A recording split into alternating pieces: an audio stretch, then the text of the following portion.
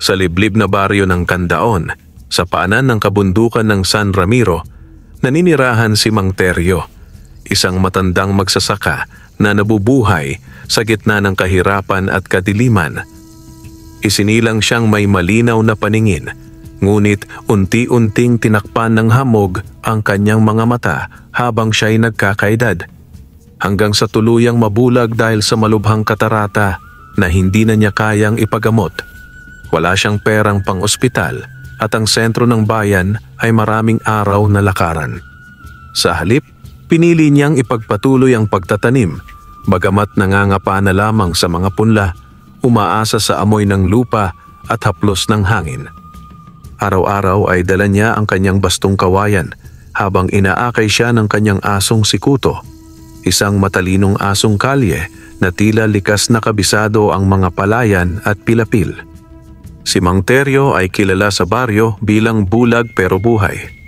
Marami ang humahanga sa kanyang katatagan, ngunit higit ang mga naawa. Gayunman, ni minsan ay hindi siya humiling ng limosni ng awa. Ang tanging dasal niya ay simpleng pagpagaling, kahit isang milagro lamang.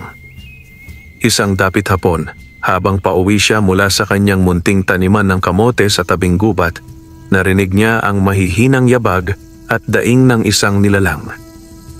"Saklolo, tulungan mo ako," wika ng tinig na paos ngunit may lambing. Si Kuto ay tahol ng tahol, tila gustong lumapit ngunit may alinlangan. Naamoy nito ang kakaibang amoy, hindi hayop, hindi tao. "Ay, sino ka? Anong nangyari sa iyo?" tanong ni Mang Teryo habang sinusundan ng tinig. Gumapang siya sa lupa, iniaabot ang kamay hanggang sa madama niya ang malamig at basang katawan ng isang nilalang. Parang tao ito, ngunit may kakaibang anyo. Malalaki ang kalamnan, mahaba ang buhok, at tila may buntot na pilit nitong ikinukubli. "Huwag kang matakot, hindi ako masama," bulong ng nilalang. "Ako si Benning. Nabalian ako ng paa sa bangin habang nilalayuan ang mga ngaso sa kabundukan. Marami sa kanila naghahanap ng gaya ko." Hindi man ito sinabi ng hayagan, ramdam ni Mang Teryo na hindi ordinaryong nilalang si Benning. Ngunit sa puso niya, alam niyang nangangailangan ito ng tulong. Pinagapang niya ang sarili, hinaplos ang sugat at ginamit ang natitirang tubig sa kanyang sisidlan upang linisin ang sugat. Gumamit siya ng halamang ligaw na pansamantalang panlunas. Ipinulupot sa sugat ni Benning ang ginayat na dahon ng sangkuan. Sa loob ng 3 araw, pinatira niya si Benning sa kanyang payak na kubo. Pinakain niya ito ng nilagang kamote, pinainom ng gatas mula sa kalabaw na inaalagaan ng kanyang pamangkin.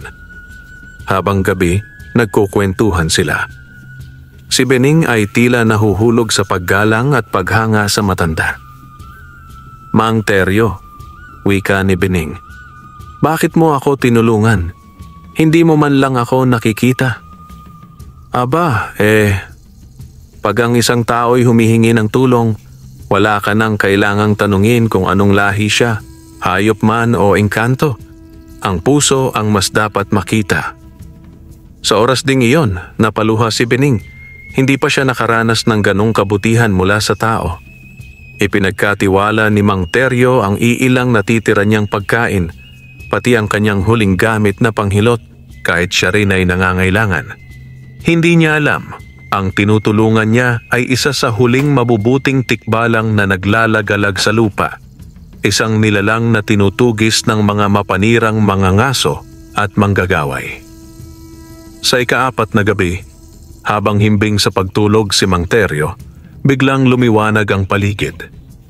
Dumapo ang malamig na simoy ng hangin at sa gitna ng liwanag ay isang nilalang na may anyong kabayo sa ulo, ngunit may malaanghel na katawan ng tao. Si Benning, sa kanyang tunay na anyo, ay yumuko sa tabi ni Mang Teryo. "Ikaw ay isang liwanag sa gitna ng kadiliman.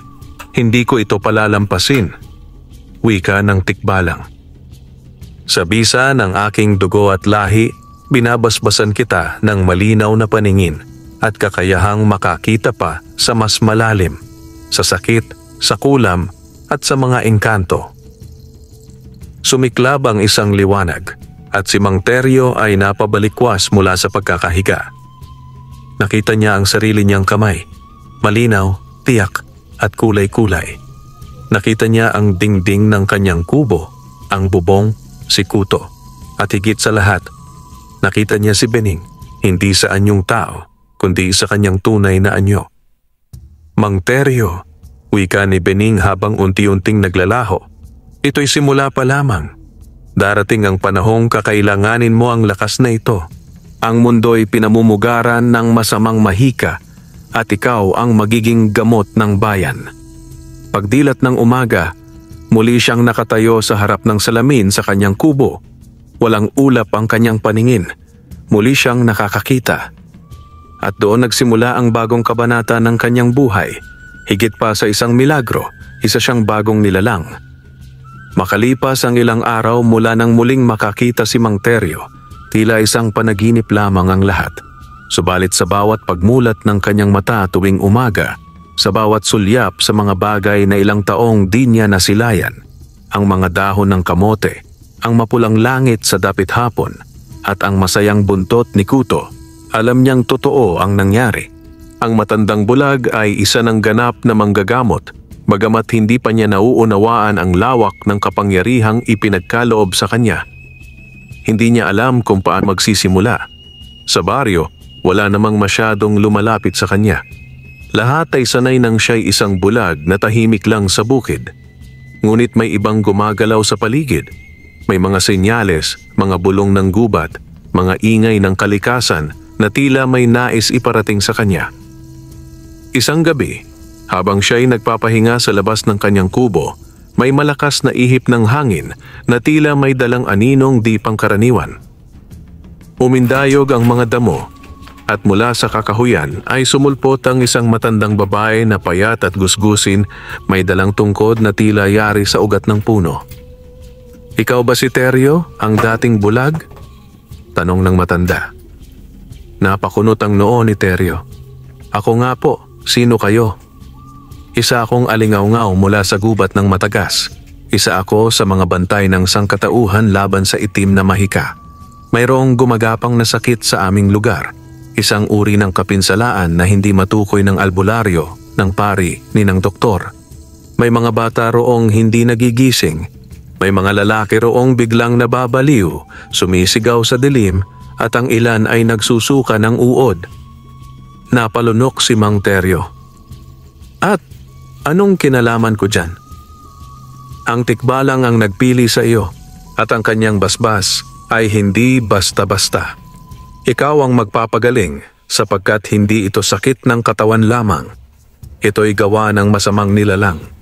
Isa itong engkanto ng gabi, isang matandang manananggal na tinulungan ng mambabarang. Sila'y pinakakawalan sa gubat upang sirain ang balanse." Namilog ang mga mata ni Mang Teryo. Hindi siya sanay sa ganitong uri ng usapan. Noon, ang alam lang niya ay magbungkal ng lupa, magbilang ng punla, at maghintay ng ulan. Ngayon, sinasabihan siyang siya ang magiging tagapagligtas ng isang baryo mula sa dilim. "Ano pong gusto niyong gawin ko?" tanong niya, bagamat may kaba sa dibdib. "Inumin mo ito." Sabay abot ng matanda ng isang botelyang may kulay gatas na likido. Gatas ng punong balete. Isang patak nito sa dila mo ay magbubukas ng ika-4 mong mata. Makakakita ka hindi lamang ng totoo, kundi pati ng nakatago. Nagalinlangan si Teryo, ngunit naalala niya ang ginawa ni Bening para sa kanya. Wala siya sa ganitong kalagayan kung hindi siya tinulungan ng tikbalang. Baka ito'y bahagi ng mas malawak na layunin. Mabilis niyang ininom ang isang patak mula sa maliit na bote. Isang kisap mata lang, nagbago ang paligid. Ang simpleng gabi ay naging daan ng mga aninong naglalakad sa hangin. May mga nilalang na kalahating apoy, may mga pusong lumulutang sa ere, may mga anyong kulubot na nakatingin sa kanya mula sa di kalayuan. Nanginginig siya sa takot, ngunit matatag ang tinig ng matanda. Iyan ang mga hindi nakikita ng karaniwang mata, at sila ang mga nilalang na nilalason ang bayan ng Matagas. Kinabukasan, dala ang kanyang baston at sikuto sa kanyang tabi, nilisan ni Mang Teryo ang kanyang tahanan. Ang dating isang simpleng magsasaka, ngayoy may tungkuling nilikha ng kapalaran. Sa bawat hakbang patungong gubat, sa bawat yapak sa putik ng kabundukan, dama niyang hindi na siya ang dating Mang Teryo. Siya na ngayon ang manggagamot ng liwanag, ang tagapagsupil ng dilim. Tumagal ng 2 araw ang paglalakad ni Mang Teryo patungo sa bayan ng Matagas. Bitbit niya ang maliit na sako ng bigas, isang balutan ng tuyong isda, ang botelya ng gatas ng punong balete, at ang lumang itak na kanyang pamana pa sa yumaong ama. Sa kanyang tabi, laging alerto si Kuto, tila batid ng alagang aso na isang mapanganib na paglalakbay ang kinakaharap ng kanyang amo. Nang sumapit sila sa matarik na burol, doon nasilayan ni Mang Teryo ang kabuuan ng Matagas. Isang bayang napapalibutan ng matataas na puno ng molave at akasya. Sa ibabaw, mistulang may manipis na ulap na hindi kumikilos. Ang liwanag ng araw ay hindi tumatagos ng buo sa baryo. Para itong nilulukuban ng malabong salamin. Paglapit nila sa unang mga bahay, agad niyang napansin ang katahimikan. Walang batang naglalaro, walang inang naglalaba, at wala ni isang tindahan ng bukas. Lahat ng bahay ay may tabing na itim na tela sa bintana, tila ba laging may burol. Napalunok si Mang Teryo. Bumilis ang tibok ng kanyang puso. "Gino, huwag kang lalapit." Biglang sigaw ng isang matandang babae mula sa isang bahay. Nakasilip lamang ito mula sa siwang ng pinto. "Kung ikaw ay di taga rito, lumayas ka na. Nilalaso ng sinumang nananatili rito." "Hindi po ako masama," sagot ni Teryo. "Ako po ay sinugo upang tumulong." Nang binanggit niya ang salitang tikbalang, nagbago ang anyo ng matanda. Dahan-dahan itong binuksan ang pinto at pinapasok si Teryo. Sa loob, may isang batang lalaki na tila may lagnat at nanginginig. Subalit ang matay bukas at nakatitig sa kisame. Walang reaksyon, walang emosyon. "Ganyan ang nangyayari sa mga bata rito," wika ng matanda. "Sinasapian daw. Ang sabi ng albularyo, nilalang daw ng kadiliman ang may gawa.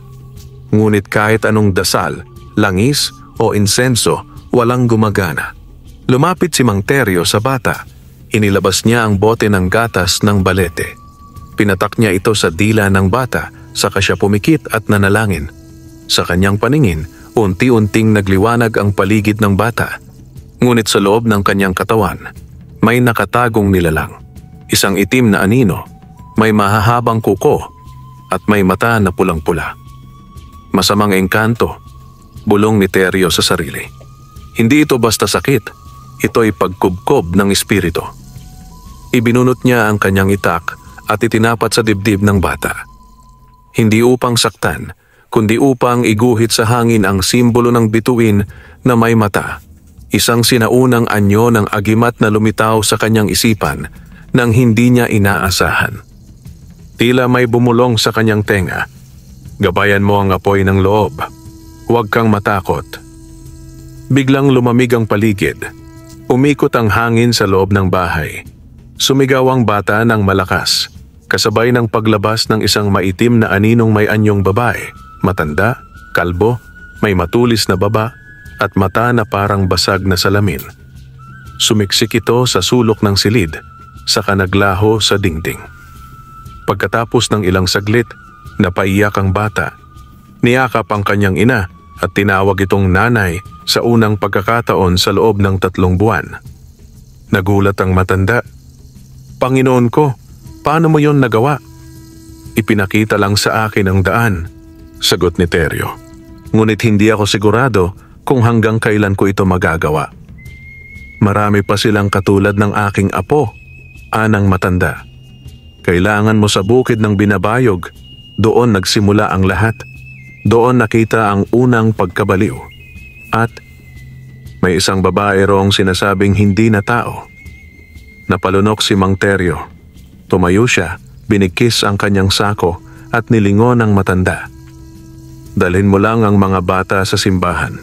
Magdasal kayo at huwag lalabas ng bahay kung magdidilim. Paglabas niya sa bahay, tumingala siya sa langit. Ang araw ay tila unti-unting nilalamon ng isang aninong ulap. Tila hindi ito karaniwang karamdaman. Ito ay digmaan ng liwanag at dilim. Lumarga si Mang Teryo bago pa tuluyang lumubog ang araw. Patuloy ang gabay ng bulong sa kanyang isipan. Tila boses na hindi niya kilala ngunit hindi rin kinatatakutan. Alam niyang iyon ay tinig ng tikbalang, ang nilalang na nagpagaling sa kanyang mga mata. Sa labas ng baryo, narating niya ang daan patungong bukid ng Binabayog. Ayon sa matanda, dito unang nakakita ng mga kabataang bigla na lamang nangisay, nag-ingay ng parang hayop at naging parang gulay pagkaraan. Hindi ito sinasapian lang, tila kinukuha ang kaluluwa ng mga bata. Habang siya ay lumalakad, tahimik na sumusunod sa kanya si Kuto. Ngunit biglang nanahimik ang aso, tumigil sa paglalakad at tumantay sa lupa.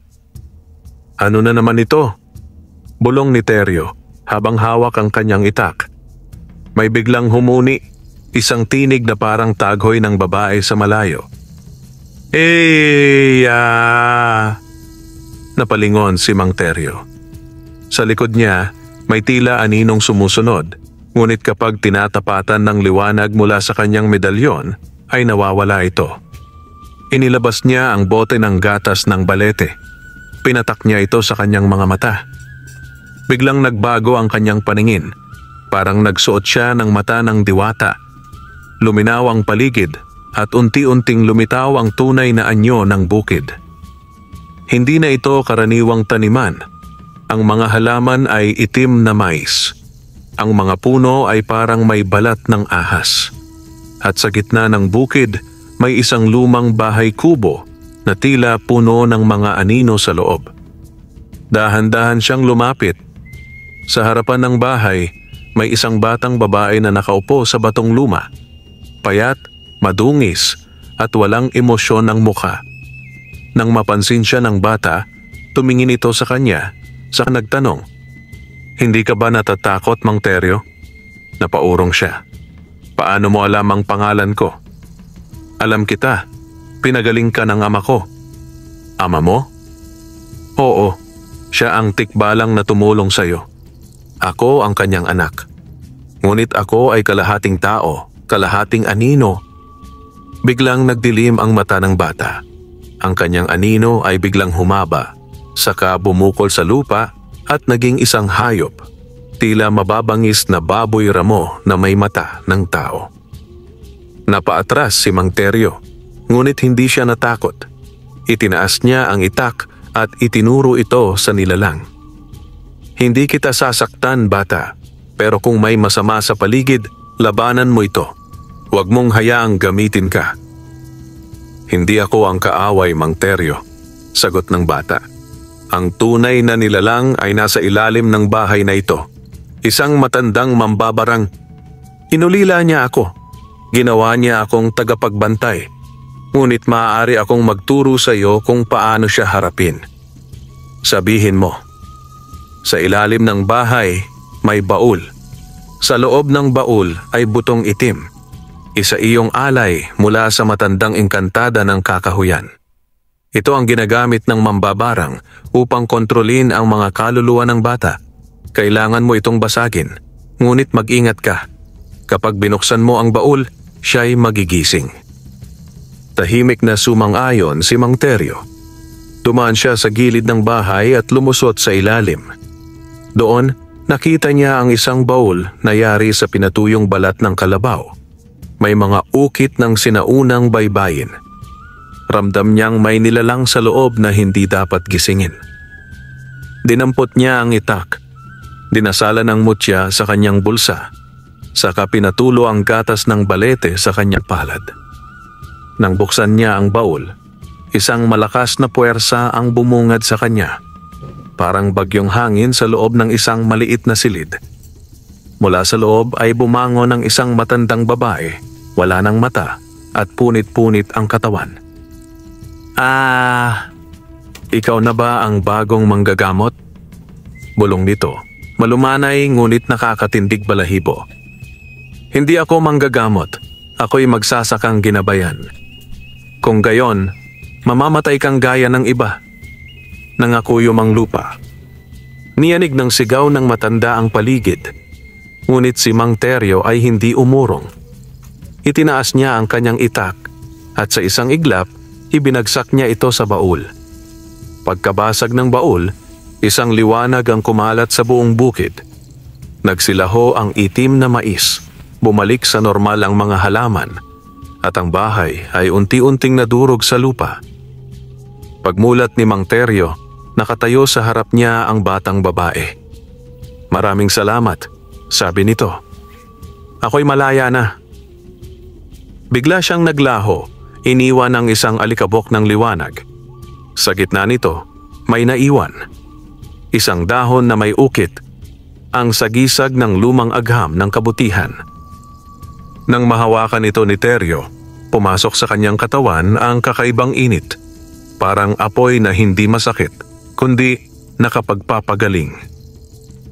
Isa na siyang ganap na tagapagdala ng lunas sa mga sakit na galing sa masamang engkanto. Makalipas ang 2 araw matapos ang pangyayari sa bukid ng Binabayog, unti-unting bumalik sa normal ang baryo. Ngunit kay Mang Teryo, nagsisimula pa lang ang kanyang bagong buhay. Hindi na lamang siya isang bulag na dating magsasaka. Siya na ngayon ang tagapagdala ng lunas laban sa mga karamdamang dulot ng mga nilalang mula sa dilim. Isang gabi habang siya'y nagpapahinga sa kanyang maliit na kubo, may kumatok. 3 sunod-sunod na katok, mahina ngunit may kaba. Tok, tok, tok. Bumangon si Mang Teryo, kinuha ang kanyang itak at lumapit sa pinto. Sino po? Tanong niya. Mang Teryo, tulungan niyo po kami. Pagbukas ng pinto, isang matandang babae ang halos mag-collapse sa kanyang paanan. Kaagad niya itong inalalayan at pinaupo sa bangkito. Ano pong nangyari, inay? Ang apo ko po, si Benjo, bigla na lang nangisay kaninang hapon. Hindi kami makalapit. May parang usok na kulay ube na bumalot sa kanya at naririnig naming nagsasalita siya ng hindi kilalang wika. Napakunot ang noo ni Mang Teryo. Alam niya agad ang ibig sabihin, pinaglaruan ng elementong nananahan sa punso o sinumpa ng isang masamang kulam. Dinala niyo na ba sa albularyo? Wala pong makalapit. Lahat ng lumapit nagsuka ng dugo. 2 pa sa aming kapitbahay, nangisay na rin pagkaraan ng ilang oras. Tumindig si Mang Teryo. Kinuha niya ang kanyang supot ng mga mutya. May susing palay, dahon ng anahaw, garapon ng gatas ng balete, at ang ukit na dahong iniwan ng batang tikbalang. Sasamahan ko kayo, ngayon din. Pagsapit nila sa bahay ng matanda, naramdaman na agad ni Teryo ang kakaiba. Mabigat ang hangin, malamig kahit tag-araw, at ang paligid ng bahay ay parang nabalot ng mapuputing anino na hindi makita ng karaniwang mata. Walang makakita sa kanila, bulong niya, ngunit naririto sila. Sa loob ng bahay, nakita niya ang batang si Benjo. Nasa gitna ito ng kwarto, nakahiga sa banig, nangingisay at umiiyak kahit nakapikit. Ang ilong at tainga nito ay may bahid ng dugo at ang labi ay nagsasalita ng salitang malalim at napakatanda. Artan belek musin talara. Biglang lumiwanag ang ukit na dahon sa bulsa ni Mang Teryo. Tila tumutugon ito sa tinig ng bata. Alam niyang hindi siya nag-iisa. Ang diwa ng tikbalang ay kasama niya pa rin, gabay mula sa daigdig ng mga nilalang. Lumapit siya sa bata. Itinaas ang kanyang kamay at tinapat ang ukit na dahon sa noo nito. Biglang bumagsak ang lamig, nangisay ang buong bahay. Lumabas ka na, utos ni Mang Teryo sa kawalan. Hindi ka na makapanghihimasok. Isang malakas na hangin ang umiikot sa silid. Mula sa kisame, may bumagsak na itim na ibon, isang tiktik, ang tagasunod ng mga mambabarang. Naglaho ito sa hangin pagkatapos umikot ng 3 beses sa bata. Isang matinis na tili ang narinig mula sa likod bahay. "Ayoko! Hindi pa siya sayo!" Hinabol ni Mang Teryo ang tinig. Lumabas siya sa likod at doon nakita ang isang babae na nakakulubong sa itim. Umiiyak ito habang pinipigilan ng isang anino na sumanib sa katawan ng isa pang bata na nasa likod ng bahay. "Hindi mo siya mapipigil," sabi ng babae. "Akin sila. Ako ang nag-aalaga sa kanila. Ako ang nagbibigay ng lunas kapag sila'y mabait at ako rin ang nagpaparusa kapag sila'y suwail." "Mambabarang ka," bulong ni Teryo, "at hindi mo na sila pag-aari ngayon." Isinambit niya ang orasyon na nasa ukit na dahon. Barak sa ulan, agimatsat, ilabas ang sawi sa dilim. Biglang may lumabas na liwanag mula sa lupa, pumalot sa babae at tuluyang pinatalsik ang aninong sumusunod sa kanya. Nagsisigaw ito habang unti-unting natutunaw sa liwanag. "Isusumpa kita!" Ngunit huli na ang lahat. Nawala ito sa ere. Nang bumalik si Teryo sa bahay, humupa na ang pangingisay ng bata. Mahimbing itong natulog, parang bagong silang. Lumapit sa kanya ang matanda, luhang-luha. "Salamat, Mang Teryo. Paano niyo nagawa yon?" "Hindi ko ito mag-isa nagawa," sagot niya. "May mga nilalang tayong di nakikita, ngunit kung ang puso natin ay bukas sa kabutihan, sila ang magiging sandata natin laban sa kasamaan." At sa gabing iyon, opisyal na kumalat ang balita. Ang bulag na magsasakang muling nakakita ay isa na ngayong manggagamot ng dilim. Makalipas ang 1 linggo mula nang iligtas ni Mang Teryo si Benjo sa sumpa ng mambabarang, hindi na siya matahimik. Araw-araw ay may dumadalaw sa kanyang kubo. May hinihingan ng tulong para sa anak na hindi gumagaling sa lagnat. May inang umiiyak dahil ang sanggol ay palaging nilalapitan ng itim na paru-paro tuwing hating gabi. At may mga lalaki at babaeng nakakakita ng mga matang pula sa paligid ng kanilang bahay. Hindi lahat ay kayang lunasan ni Teryo, lalo na kung wala siyang sapat na kaalaman sa pinagmulan ng mga sakit o sumpa. Kaya isang hapon, nagdesisyon siyang hanapin ang isang matandang babaylan na matagal nang kilala sa mga alamat. Si Nanay Apang ang tagapangalaga ng sapa sa silangan. Ayon sa alamat ng mga matatanda, si Nanay Apang ay hindi basta tao. Isinilang siya ng isang diwata sa gitna ng ulan at kidlat at kinupkop ng mga espiritu ng kagubatan. Siya ang unang nagpagaling ng isang batang inanak ng duwende at siya ring babaylan na minsang niligawan ng isang tikbalang, ngunit kanyang tinanggihan. "Kung may makapagtuturo sa akin kung paano talunin ang mas makapangyarihang kulam at barang," bulong ni Teryo sa sarili habang tinatahak ang masukal na daan, siya na iyon. Hindi madali ang biyahe. Binaybay niya ang masukal na kakahuyan, nilusong ang maputik na ilog at umakyat sa batong maugat ng mga punong may lumang palaspas. Sa ika-4 na oras ng lakad, doon niya naramdaman ang kakaibang lamig, isang senyas na papalapit na siya sa lugar ng sapa. Bigla siyang nakarinig ng boses. "Tumigil ka riyan, Mang Teryo." Napalingon siya. Sa kanyang harapan, isang matandang babae ang nakaupo sa malaking batong puti, nakasuot ng baling tela, may buhok na kulay abo na mahaba't umaabot sa lupa. "Nay Apang?" tanong niya. "Oh, kilala kita. Hindi mo na kailangang magpakilala." Lumapit siya, yumuko at nagbigay galang. "Humihingi po ako ng tulong. Hindi ko pa po alam ang sapat para talunin ang mga mas makapangyarihang nilalang. May mga sakit po na hindi ko matukoy kung saan galing. May mga sumpa na kahit ang aking anting-anting ay hindi pinapansin." Tahimik si Nanay Apang. Tumayo ito at tinapik ang lupa. "Mabigat ang dala mong layunin. Ngunit ang paggagamot ay hindi basta agimat at orasyon lamang. Kailangan ng malinis na puso at tapang na harapin ang sarili mong anino. Itinaas nito ang kanyang baston. Handa ka bang maglakbay sa sapa ng gunita? Napalunok si Mang Teryo. Ano po iyon? Ito ang lugar ng iyong mga alaala, takot, kasalanan at lihim. Bago mo lunasan ang iba, kailangan mong hilumin ang sarili mong sugat. Handa po ako. Sa pamamagitan ng orasyon ni Nanay Apang, pumikit si Mang Teryo at dahan-dahang lumubog sa mismong tubig ng sapa. Nang imulat niya ang kanyang mga mata, hindi na ito ang mundo ng mga tao.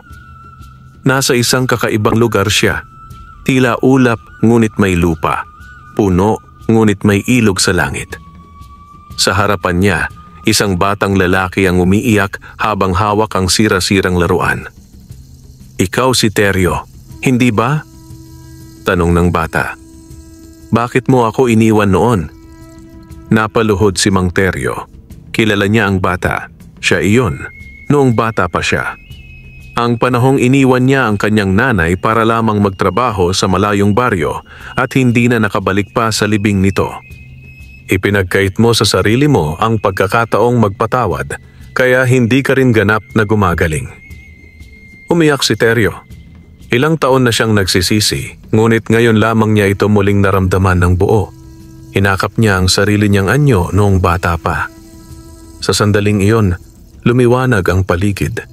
Ang tubig ng sapa ay naging malinaw at may liwanag na umangat mula sa kanyang dibdib. Pagbalik niya sa mundo, nakatingin si Nanay Apang sa kanya. Ngayon, handa ka nang matutunan ang lihim ng Lunas sa mga malalalim na barang at sumpa.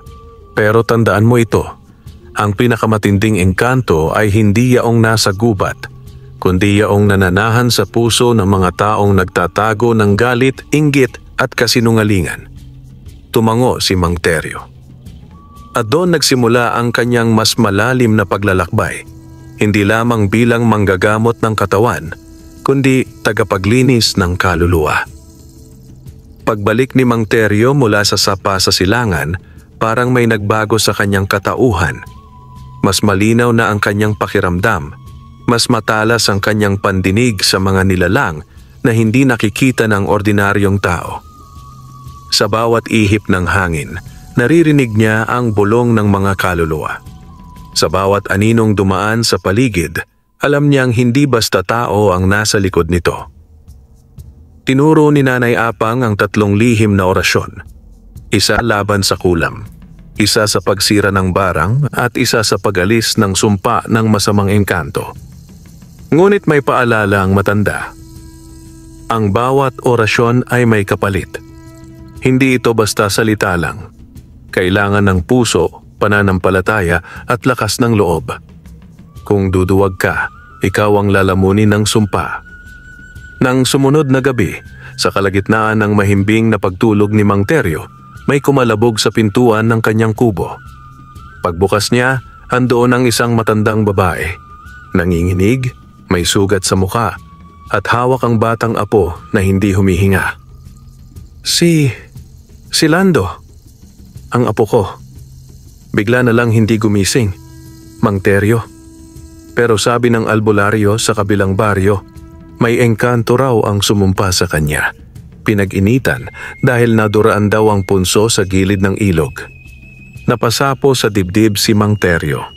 Hindi pa siya kailanman nakaharap ng engkantong may galit sa dugo ng tao. Isa itong pagsubok.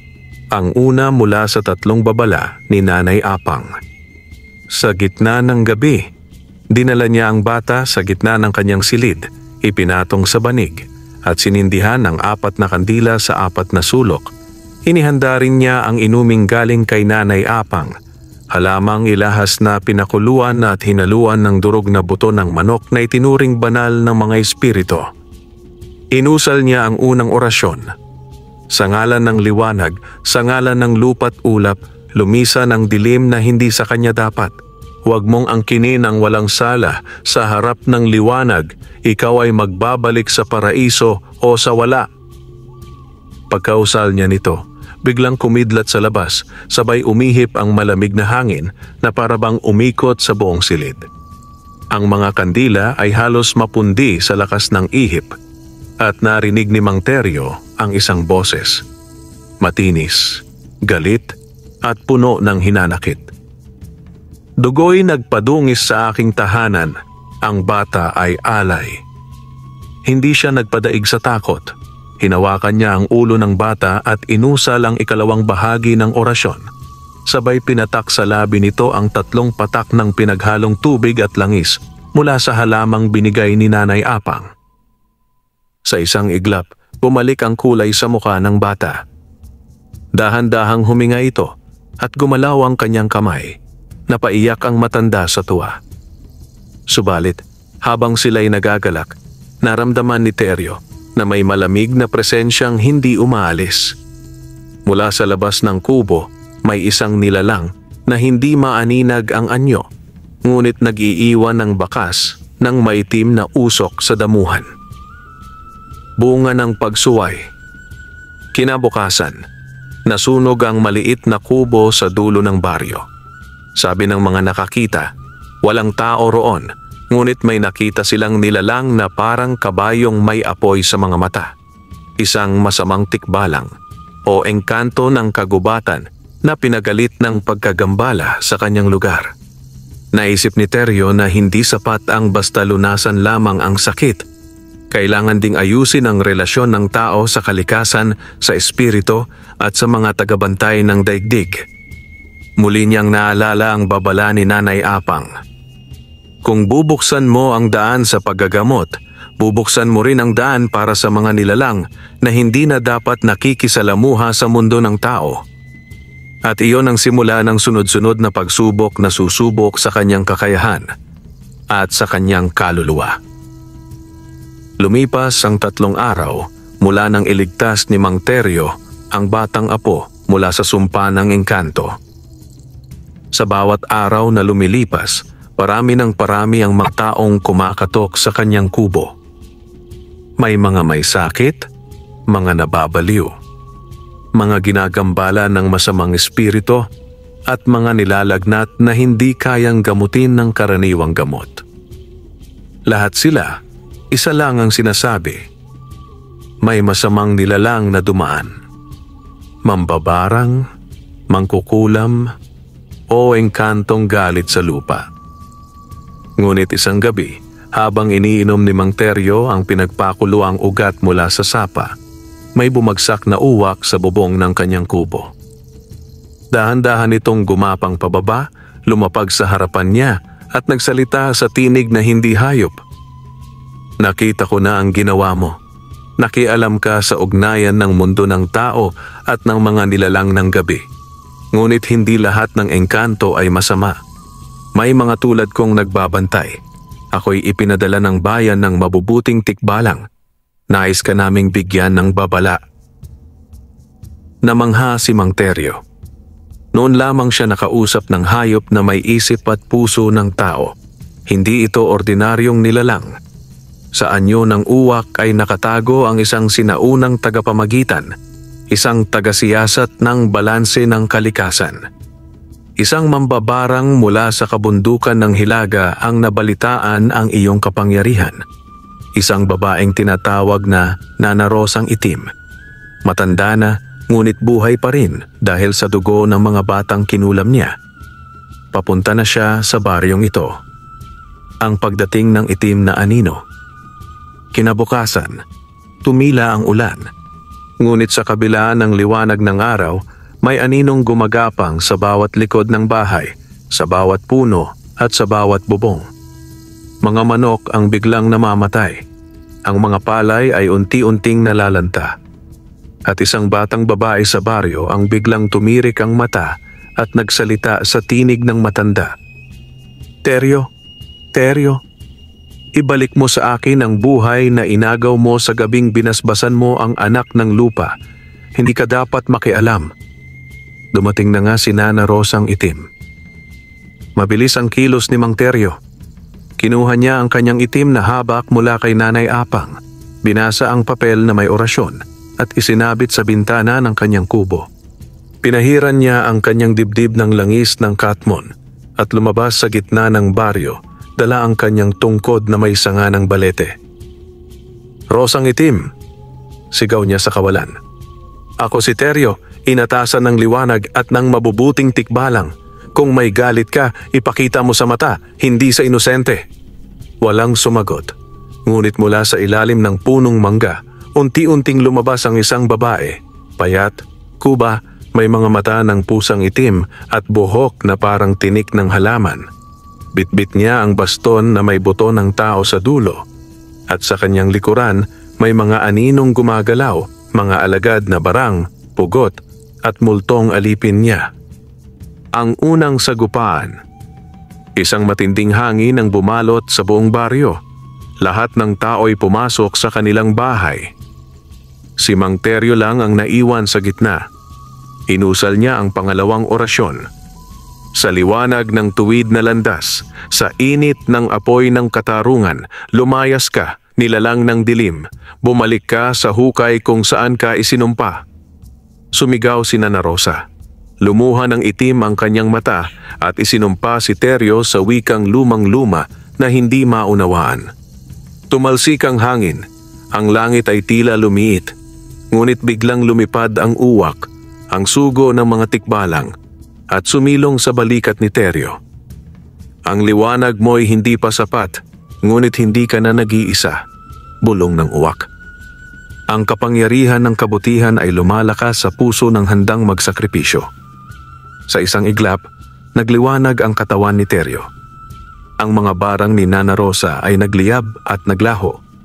Napasigaw ang matanda, sabay sabing, "Hindi pa tayo tapos, Teryo. Isa ka lang sa pipilan ng mga pipiliin ko sa pagdating ng madilim na panahon." At siya'y naglaho na parang usok sa hangin, pagsikat ng umaga. Kinabukasan, muling bumalik ang mga palay sa dating sigla. Nabuhay ang manok na pinaniniwalaang patay. Ang batang sinapian ay muling ngumiti at naglaro. Pero si Teryo ay tahimik, sapagkat alam niyang hindi pa tapos ang laban. May mas malaki pang darating, at siya'y kailangang maging mas handa. Isang gabi matapos ang sagupaan kay Nana Rosang itim, nakatulog si Mang Teryo sa ilalim ng malamig na gabi. Sa gitna ng kanyang mahimbing na tulog, siya'y dinalaw ng kakaibang panaginip. Isang tanawing hindi niya kilala, ngunit ramdam niyang totoo. Isang masukal na kagubatan na may pilapil ng tubig na tila kristal sa linaw, at sa gitna ng kagubatan, may dambanang gawa sa kahoy at ugat ng mga puno. Doon niya muling nakita ang tikbalang na noon ay tumulong sa kanya. Matikas, may matang mapayapa, at anyong tao maliban sa kanyang ulo ng kabayo. "Teryo," wika ng tikbalang, "ang iyong matay nabuksan na hindi lang para sa liwanag ng paligid, kundi sa dilim na bumabalot sa puso ng mundo. Ngunit ang mga susunod na araw ay mas mabigat. Handa ka na ba?" Hindi nakasagot si Teryo. Sa halip, tumango siya. Ramdam niyang ang bawat galaw ng tikbalang ay puno ng diwa at kapangyarihan. Hindi ito halimaw, kundi bantay ng kalikasan at tagapagtanggol ng balanse. "Kung gayon," sabi ng tikbalang, "panahon na upang matutunan mo ang tatlong huling hakbang ng paggagamot, hindi lang ng katawan, kundi ng kaluluwa." Ang tatlong hakbang. Sa panaginip, isinailalim si Teryo sa kakaibang pagsasanay. 3 araw sa mundo ng panaginip, ngunit isang gabi lamang sa totoong mundo. Pagtanggap ng sakit, dinala siya sa isang kuweba ng mga kaluluwang hindi matahimik. Isa-isang dumaan sa kanyang harapan ang mga espiritu ng mga taong pinahirapan ng kulam at masamang engkanto. Kinailangan niyang yakapin ang kirot, at sa bawat pagyakap, isang bahagi ng kanyang katawan ay tila nauupos, ngunit ang kanyang puso ay lalong tumitibay. Pagkilala sa ugat ng kadiliman, dinala siya sa ilog na may asul na apoy sa gitna. Naroon ang mga larawan ng mga pusong puno ng inggit, galit at kasakiman, ugatin ng mga kulam at barang. Natutunan niyang kilalanin ang pinagmumulan ng kasamaan, hindi upang kamuhian, kundi upang tapusin ang pinanggagalingan nito. Pagtaglay ng tinig ng kalikasan. Sa huling pagsasanay, pinagkalooban siya ng bulong, isang sinaunang panalangin na hindi lahat ay karapat-dapat marinig. Kapag ito'y binigkas ng may dalisay na puso, kaya nitong palayasin ang pinakamatitinding sumpa, palayain ang kaluluwa ng may sakit, at pasiglahin ng mga nalulumpo o binulag ng itim na mahika. Pagkatapos ng pagsasanay, humarap muli sa kanya ang tikbalang. Teryo, hindi mo lang ginagamot ang katawan ng tao, ginagamot mo rin ang puso ng mundo. Ngunit huwag mong kakalimutan, ang pinakamalakas na kulam ay ang kasinungalingan sa sarili. Sa puso mong mapagkumbaba, naroon ang tunay na anting-anting. Pagbangon. Pagmulat ng mata ni Teryo, may luha sa kanyang pisngi. Ramdam niya ang panibagong lakas. Hindi ito lakas ng bisig, kundi lakas ng loob at diwa. May dumaloy sa kanyang ugat na parang sinag ng araw na tumagos sa kanyang kaluluwa. At pagkagising niya, naroon na sa kanyang pintuan ang 3 taong sugatan, bali ang buto, at ang isa'y sinapian na naman ng nilalang mula sa kagubatan. Ito na ang simula ng tunay na misyon ni Mang Teryo bilang gabay ng liwanag. Maghahating gabi na nang magsimula ang kakaibang pag-ulan, hindi tubig, kundi mga itim na bulalakaw na bumabagsak sa kagubatan sa likod ng baryo ni Mang Teryo. Ang hangin ay malamig ngunit mabigat, at ang paligid ay tila nilulukob ng anino. May nalalapit, may paparating. Sa loob ng kanyang kubo, nagsindi ng 3 kandilang puti si Mang Teryo at inihanda ang kanyang mga gamit. Ang mutyang bigay ng tikbalang, ang mahiwagang tubig mula sa ilog ng apoy sa panaginip, at ang dahon ng anting-anting na ipinunla sa kanyang dibdib. "Teryo!" sigaw ni Mang Apong Lando, ang pinakamatandang albularyo sa kabilang baryo. Hindi lang barang o kulam ang darating. Isang mas matandang nilalang ang ginising ng kasamaan. Isa itong albularyo ng kadiliman, dating tao, ngayoy alagad ng mga engkantong sakim. Ang pagdating ng itim na Ginoo. Sa gitna ng dilim, lumitaw ang nilalang. Mahaba ang kasuotan, balingkinitan, ngunit walang paa, tila lumulutang sa hangin. Tinatawag siyang itim na Ginoo, at sa kanyang likuran ay mga taong pinahirapan at ginawang alipin ng kanyang mahika. Nang makita niya si Teryo, ngumisi ito. "Ikaw ang bagong ginising ng mga nilalang ng liwanag.